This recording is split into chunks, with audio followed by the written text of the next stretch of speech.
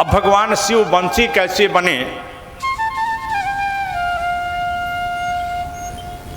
पहले भगवान बंसी बनने से पहले रुद्रदेह को छोड़ करके हनुमान बने, और हनुमान के बाद बंसी बने, क्योंकि भगवान राम ने कहा है, भरत भैया कपि से बुरिंदे मैं नाही, कपि से बुरिंदे मैं नाही, भरत भैया कपि से बुरिंदे हम नाही। कपि का ऋण है हनुमान जी का, और हनुमान जी समझते हैं कि प्रभु का ऋण है हमारे ऊपर। पुरा काल में एक दैत्य हुआ था। वो दैत्य चला भ्रमण करने, विचरण करने, घूमते घूमते वो दैत्य आ गया शिवलोक में, कैलाश में। और कैलाश में जब आया तो देखा कि वहाँ भगवान शिव के साथ माता पार्वती बैठी हुई हैं। अब माता की अपूर्व सौंदर्य को देख करके आकृष्ट हो गया। सोचा कि कैसे पार्वती को मैं पालूं। असुर था, दैत्य था, दैत्यों की प्रवृत्ति है, किसी सुंदर स्त्री को देखेंगे तो सोचेंगे दैत्य की हम पालें इसे, तो दैत्य की प्रवृत्ति है। तो दैत्य ने ये विचार किया कि कैसे मैं इस पार्वती को पालूं। तो सोचा कि भगवान की चलो सेवा करता हूं। बस वो लगा सेवा करने, भगवान की सेवा लगा करने। और सेवा करते 1 माह, 2 माह, 3 माह, 4 माह, 6 माह बीत गए, बरसों बीत गए।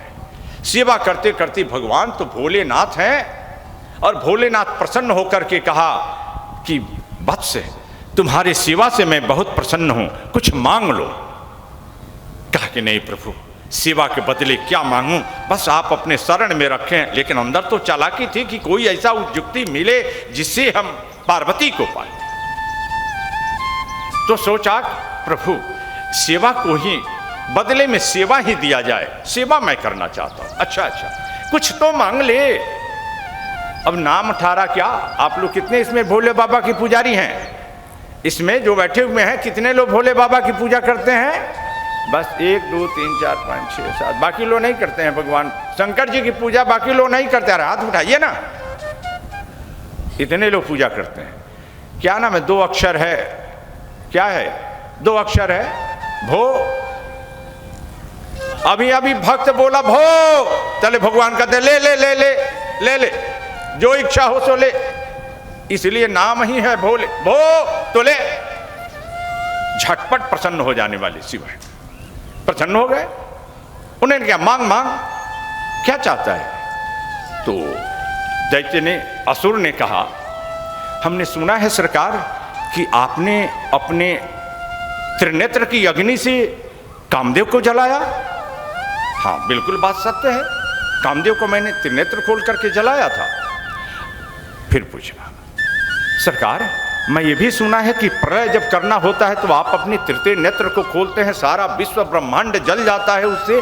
हाँ मैं प्रलय भी इसी नेत्र से करता हूँ। तो कहा कि प्रभु यदि आप देना चाहते हैं तो क्या कोई ऐसी युक्ति है कि इस अग्नि को दूसरे को दिया जाए? दे सकते हैं इस तेज को? कहा, भगवान ने कहा हाँ दे सकता हूँ। तो क्या ये अग्नि हमारे हाथ में आ सकती है? भगवान ने कहा क्यों नहीं, क्यों नहीं। जैसे भगवान ने तथा, अच्छा प्रभु हमारे हाथ में अग्नि को कर दीजिए। भगवान भोलेनाथ ने कहा तथास्तु, तुम्हारे हाथ में ये मेरे त्रिनेत्र की शक्ति प्राप्त हो जाएगी। कहा कि महाराज सरकार एक बात पूछूं? हाँ हाँ पूछो। ये नियम कब से लागू होगा? माने जलाने वाला जो नियम है कब से लागू हो जाएगा? भगवान भोले ने कहा कि अभी। तो कहा कि सरकार तो यहाँ दूसरा कोई है नहीं, परीक्षण आप ही से करता हूँ कि लागू होगा कि नहीं। अब तो भोले बाबा भागे, अरे हट हट हट, दूर दूर दूर, अरे तू क्या किया? भागे भोले। आई पड़ा पीछे हाथ लेकर के ऐसे। भस्म करने के लिए, भगवान को जलाने के लिए दौड़ा। अब भगवान आ गया भोलेनाथ, डमरू कहीं, त्रिशूल कहीं, भागे भोलेनाथ। अरे दुष्ट पीछे पड़ा है, दौड़ रहा है, दौड़ रहा है। तब तक देवताओं में हड़कंप। अब विष्णु भगवान देखे, ब्रह्मा जी दौड़े कमंडलू लेकर के विष्णु भगवान के पास। विष्णु भगवान दौड़ लगाए कहाँ? साकेत लोक में भगवान श्री राम के पास, और जाकर के उन्होंने पुकार के, प्रभु अनर्थ हो गया, अनर्थ हो गया, त्रिदेव में से एक देव गायब, 2 देव बच जाएंगे, पता नहीं हम लोगों का भी कभी नंबर आ जाए। त्रिदेव में से एक देव खत्म, क्या हुआ? अरे प्रभु देखिए, वो देखिए, वो भगवान भोले बाबा भाग रहे हैं और पीछे असुर वरदान दे देने की वजह से फंस गए हैं, पूरे तरीके से उन्हीं को जलाने के क्रम में है। भगवान ने कहा कि देवताओं जाओ, सभी अपने अपने लोक में गए। भगवान ने क्या किया कि एक सुंदर, बहुत अद्वितीय, जो पार्वती माता से भी अनंत गुणा सुंदर औरत, स्त्री का रूप धारण किया। एकदम मटकते चटकते वहां से चले, आंख दांतों में एक तिनके को दबाया, तिरछी मुस्कान, तिरछी आंखें, मुस्कान करती हुई एकदम भगवान चले, कमर को हिलाते हुए, जिस तरह से वो दौड़ रहा था। अब जैसे देखा भगवान के रूप, भूल गया पार्वती के रूप को। कहा कि रे ये तो अद्वितीय, उससे भी सुंदर ये है। कहा सुंदरी। और जैसे अभी भगवान आए तो पहले भोले बाबा आ गए, दैत्य पीछे था, भोले बाबा आगे। भोले बाबा ने कहा प्रभु, अरे राम जी, हे प्रभु आप क्या करने आ गए? भागिए, आप भी भागिए। भगवान ने कहा क्यों?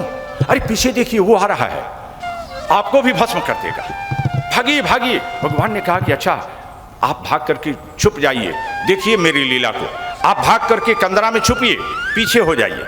अब भगवान भोले बाबा पीछे चले गए, पहाड़ के कंदरा में छुप गए।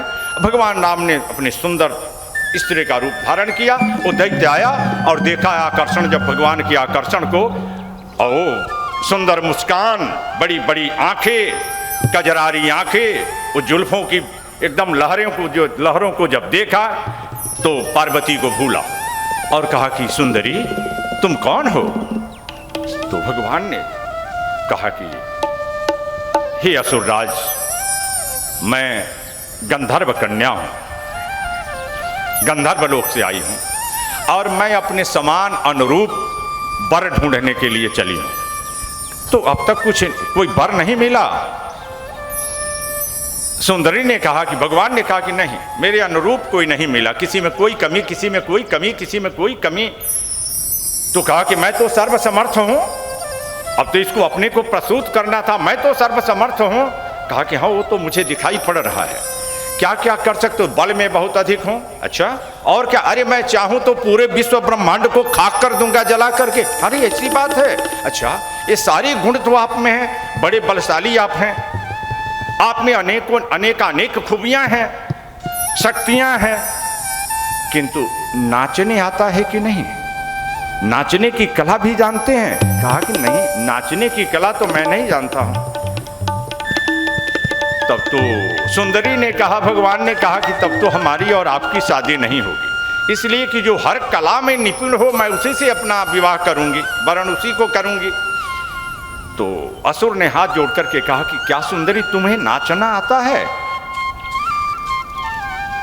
भगवान ने सुंदरी के वेश में कहा कि मुझे दोनों आते हैं, नाचना भी आता है, नचाना भी आता है। हम सारे जगत को भी नचा देते हैं और नाच भी लेते हैं, इसलिए नाचना और नचाना मुझे खूब आता है। तो दैत्य ने कहा कि तो क्या अपनी नृत्य कला मुझे भी सिखाओगी? उन्होंने कहा कि अभी सीख लो, क्या दिक्कत है, जब सीख करके निपुण हो जाओगे तो मैं तुम्हारा वरण कर लूंगी, विवाह तुमसे कर लूंगी। बस भगवान कमर पर हाथ रखे, एक हाथ माई से उठाए, आके नृत्य प्रारंभ हुआ। भगवान ने अपने पांव को नीचे धरती पर थिरकाया, ता ता ता ता थैया, ता ता थैया, ता ता थैया, ता ता थैया, ता ता थई।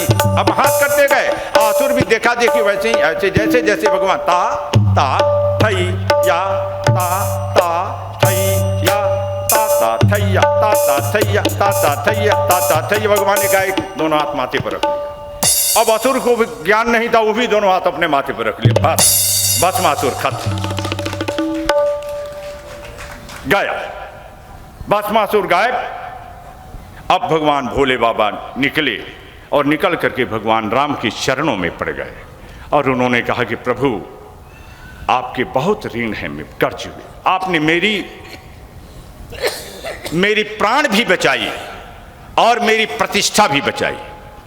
यदि आप न आए होते प्रभु तो मैं भस्म भी हो जाता, महादेव होकर के भी अपने वरदान के कारण भस्म भी हो जाता और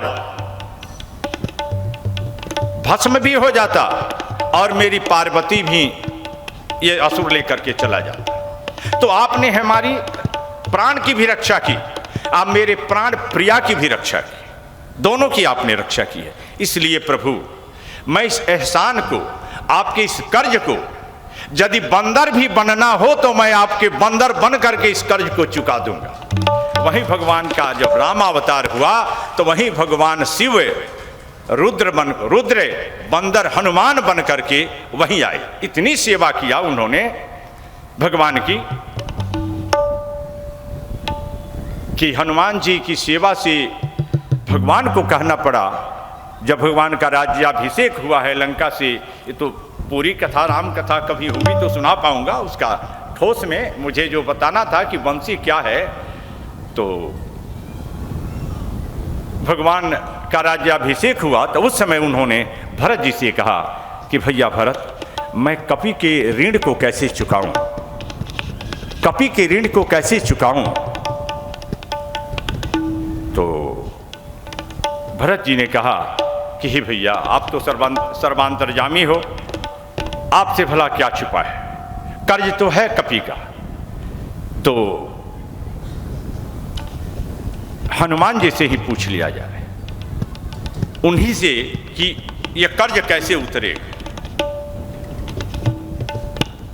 तो भगवान ने जब प्रस्ताव रखा तो हनुमान जी ने कहा कि सरकार वैसे इस दास को कोई इच्छा नहीं है, किंतु यदि कुछ देना चाहते हैं तो एक ही इच्छा है कि मैं सदा आपसे जुड़ा रहूं।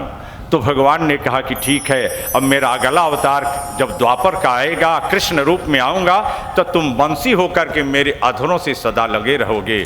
बस मैं क्यों, तूने इस समय हमारी चरणों की सेवकाई किया है, चरण को दबाया है। हनुमान जैसा कोई सेवक राम का नहीं हुआ, तो चरणों को दबाया है, तो इस चरण चपाने का बदला कृष्णावतार में मैं तुम्हें चुकाऊंगा कि तुम बंसी बनोगे। अपनी उंगलियों से तेरे बंसी रूपी चरण को, छिद्र को मैं अपने हाथों से दबा करके, चपा करके इस कर्ज को उतार दूंगा।